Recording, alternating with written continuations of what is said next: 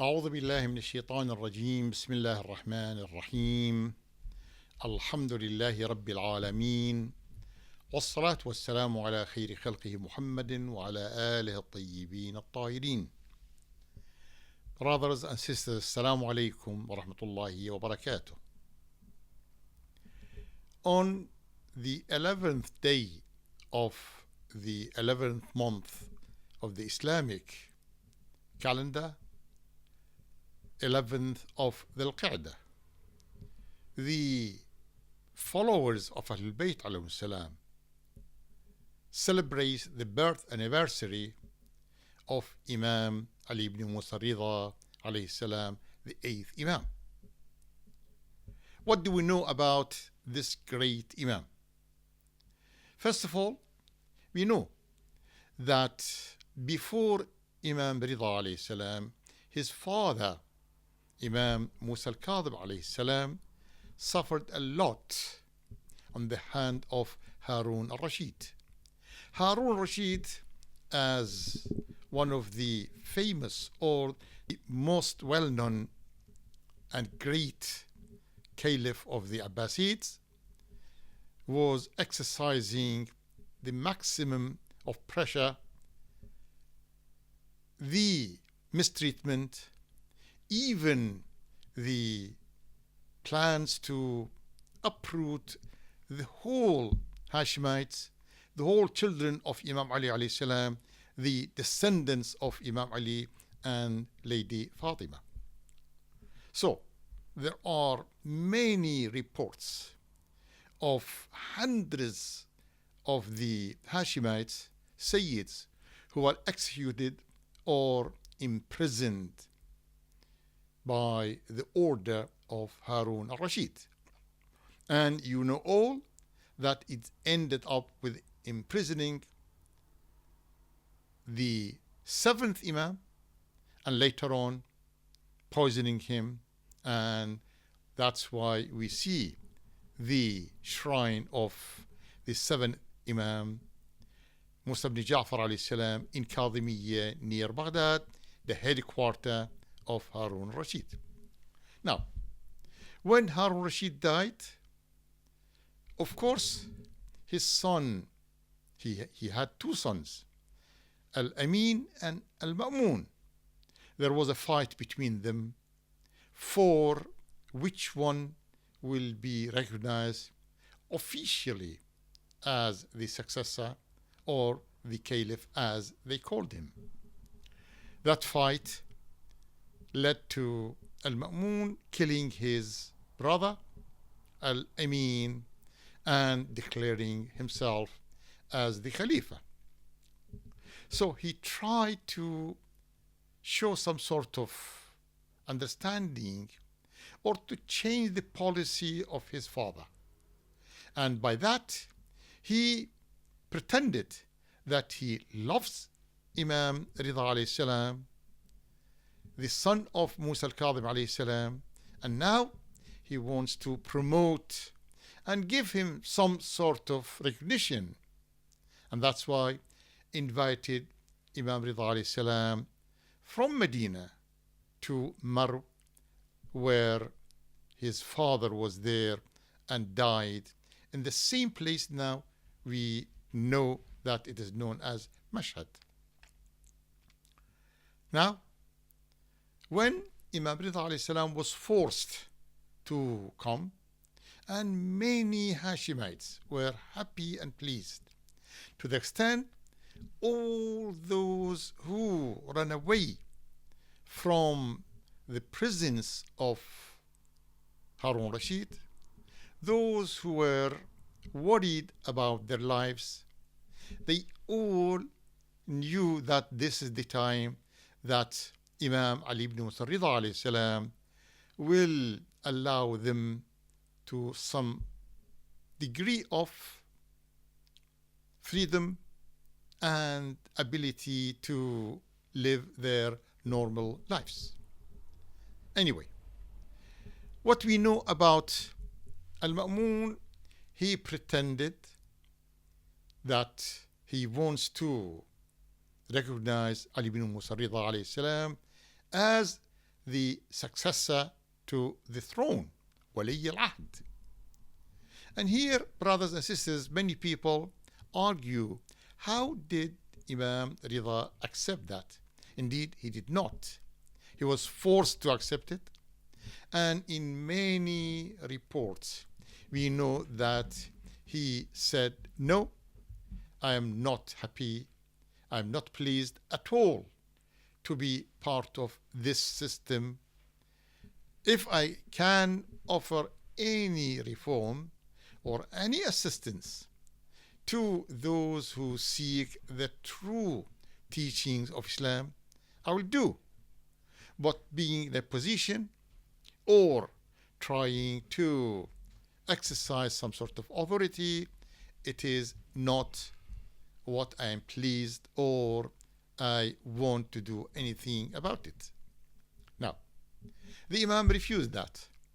And indeed, when some people asked him what made him to be part of that plan to be the successor to the throne, he said that the same reason, the same way that made my great-grandfather Imam Ali alayhi salam to take part in the consultation that was arranged by the second Caliph Umar, 6 people, and they all discuss between themselves and go for consultation to choose one for the Khilafah, and it was in the end to accept Uthman. So this means that there are 2 explanations about this comparison. The first one, that Imam Ali alayhi salam was not happy, but there was threat. Yes, the second caliph threatened that if anyone shows some sort of rejection to the suggestion, he will be beheaded. And at the same time, that was the threat the Imam received from Ma'mun. Now, few days, maybe around 20 days after the arrival of Imam Rida alayhi salam to Maru, and officially declared to be Wali al-Ahd, or the successor to the throne after al-Ma'mun, it was the event of Eid al-Fitr. Al-Ma'mun requested Imam Rida alayhi salam to lead the prayers. The Imam said, if I want to do it, I do it in the same manner and the same principle that my great-grandfather Imam Ali alayhi salam would do it. He said, okay, it is up to you to decide. History tells us, and it is recorded by many references and sources, that the Imam left home with full preparation spiritually, mentally, and submission to the will of Allah subhanahu wa ta'ala, remembering Allah subhanahu wa ta'ala in every step he was taking. While Al-Ma'mun ordered all of his officers to accompany the Imam, and they thought they'd do something like official ceremony to be presented to all. But they noticed that the only concern with the Imam is to prove his complete submission to Allah subhanahu wa ta'ala, his humbleness in a way that I am doing as an act of worship, and that was seen by many as something for the first time they see, a practice which reminded them to the time of the Prophet sallallahu alaihi wasallam and Imam Ali. So they were closely affected by the practice of the Imam, and they loved him, influenced by his way of ikhlas and servanthood to Allah subhanahu wa ta'ala.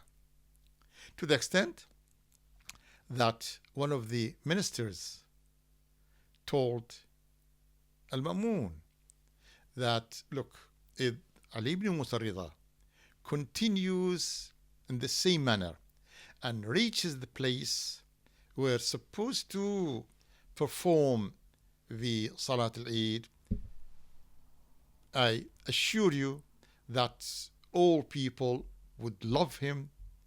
They will gather around him, listen to him, and forget you, Al-Ma'mun. And this was an alarm which made Al-Ma'mun to change his decision and sent someone to say to Imam Ali ibn Musa Rida alayhi salam, sorry, the Imam, we caused a trouble to you and now you are in difficulty and tired, so please go back to your place. What lesson we learn from all this? We know that those who are after the worldly position, worldly power and authority, they don't want something to express the spirituality of Islam, the real teachings of the Quran, the real manner of the error-free Imams at all. It is like any political game and competition, and that is what in the mind of many. But now they see that Imam Rida alayhi salam is not following the same pattern, so they are not pleased with it. This is one point from the life of Imam Rida alayhi salam. But the second point in the life of Imam Rida alayhi salam is his discussions and debates, the debates with the faith leaders of the time, whether they were Christians, Sabians, or even those thought and believed in duality, as there are two gods, one for good and the other one for evil. And this was something was quoted from the old ideas from the ancients in Iran and some other places before. So he had good argument about them, debate based on the ayat and the hadith and the logical argument and discussion. In one occasion, there was a meeting arranged by Al-Ma'mun, and it calls the meetings of the scholars of both Iraq, and they gathered by the invitation of Al-Ma'mun to exercise if there is any way that the people who do not follow the path of Ahlul Bayt are able to refuse or to argue with Imam Rida alayhi salam regarding the imamah to be one of the essentials, the essential principles of Islam and faith. And the Imam said very, very clearly, quoted 14 different ayat from the Quran, elaborated in each of those ayat, and proved how the ayat indicate one thing, and that is those who supposed to be the imams, those who are qualified to be in the same position of Imam Ali alayhi salam, as he was the right caliph or khalifa to Rasulullah sallallahu alayhi wa sallam. These are only from the progeny of Rasulullah, from Ahlul Bayt, who were thoroughly purified and supported with the knowledge which no one could argue about it at all. So, not only arguing with the leaders, the faith leaders from different religions and faiths, even about the leaders of Muslims who were not happy indeed about the doctrine of Imamah, and the Imam alayhi salam managed to explain all logical and textual proofs in support of what we, the followers of Ahlul Bayt alayhim salam, believe in, and we defend that faith. And the last point, brothers and sisters, regarding Imam Rida alayhi salam is that he predicted that he will be buried next to Harun, because this was the shrine of Imam Rida alayhi salam now in Mashhad. Indeed, part of it was the grave of Harun Rashid, and next to him the Dharih, or the shrine of Imam Rida alayhi salam, was built. So for many, many years there was a big wall to separate between these two. However, we know that burying a great Imam like Imam Ali ibn Musa Rida alayhi salam next to someone who's supposed to be the caliph, and he was proud to be of the golden age of Islam as it is described by many.